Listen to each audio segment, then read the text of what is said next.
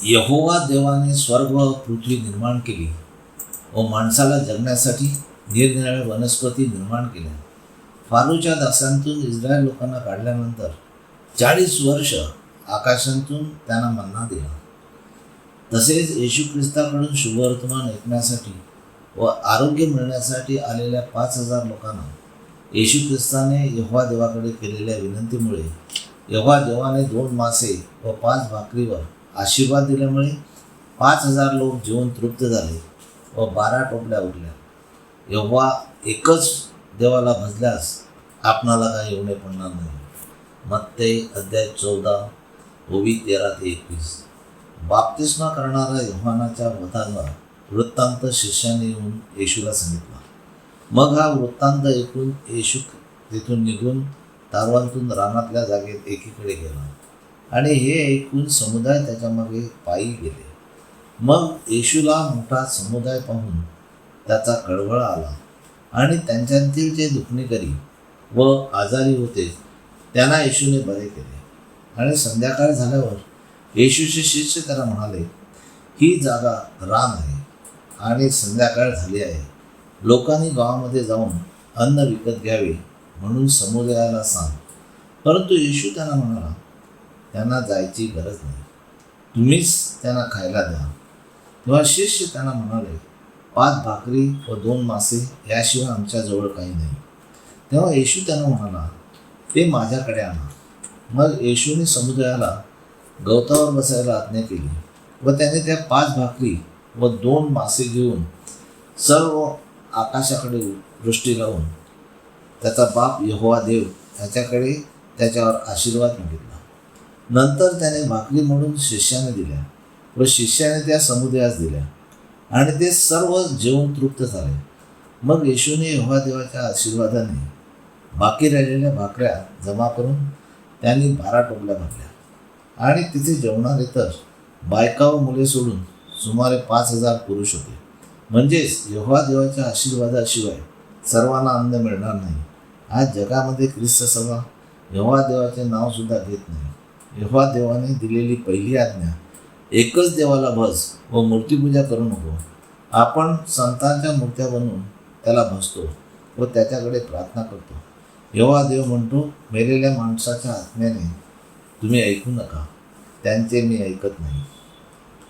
मत्ते अध्याय 10 ओवी 1.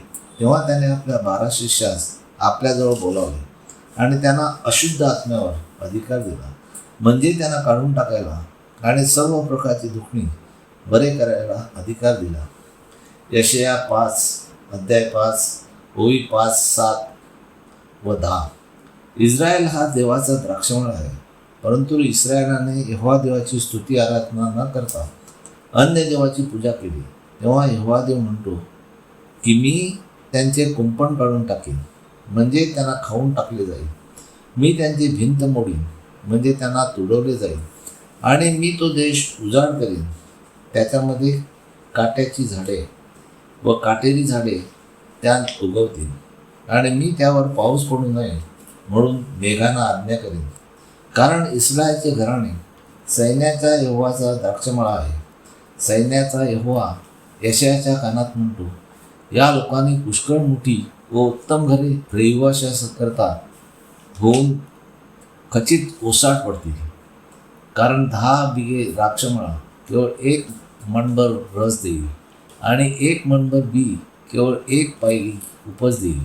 म्हणजे आज जी गरिबी वाढली आहे व काही ठिकाणी ओसाड पाऊस नाही, तर काही ठिकाणी अतिवृष्टी व ढगफुटी होऊन अन्नाची नासाडी होत आहे. त्यामुळे राहणाऱ्या लोकांना फार त्रास होत आहे आणि आज जगभर अन्नाचा तुटवडा आहे. कारण आपण सर्वांनी एकच यहोवा देवाला सोडून अनंत संत बनवले आहेत, त्यांची आराधना चालू आहे. परंतु आज यहोवा देवाची आठवण किंवा नाव घ्यायला लाज वाटते. त्याकरिता यहोवा देवाने यशाया संदेशाच्या कानात सांगितले की ते पूर्ण करायला लागला आहे. कारण ज्याला यहोवा देवाने ऐश्वर दिले आहे त्याच्याकडून मदतीची अपेक्षा करतात. आज जगातील कुठचेही सरकार मानवजातीला अन्न देऊ शकत नाही. अमेरिकेपासून तर अगदी गरीब देशापर्यंत हीच परिस्थिती आहे. त्याला एकच उपाय आहे, एकच यहोवा देवाला सर्वांनी भजायला पाहिजे, कारण त्याने स्वर्ग आणि पृथ्वी निर्माण केली, त्याच्यात राहणारे सर्व मानवजात व अन्य प्राणी निर्माण केले, जेणेकरून यहोवा देवाची स्तुती आराधना करावी. लेवी अध्याय 26 ओवी 3.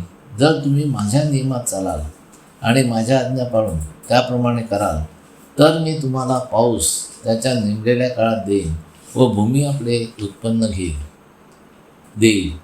अनुवाद 28 ओवी 1-2. आणि असे होईल की यहोवा तुझा देव याच्या ज्या सर्व आज्ञा मी आज तुला आज्ञापितो त्या जपून पाळण्यास जर तू प्रयत्नपूर्वक त्याची वाणी ऐकशील, तर यहोवा तुझा देव तुला पृथ्वीच्या साऱ्या राष्ट्राच्या वरती उंच करून ठेवील. आणि तू जर यहोवा तुझा देव याची वाणी ऐकशील, तर हे सर्व आशीर्वाद तुझ्यावर येऊन तुला गाठतील. ह्यावरून आपण एकच यहोवा देवाला भजूया, त्याने व येशू ख्रिस्ताने दिलेल्या आज्ञा व नियम पाळूया, म्हणजे आपल्याला काही उणे पडणार नाही. हालेलुया, आमेन. यहोवा देवाचा सेवक Anthony John Pereira builders. Praise God. Hallelujah.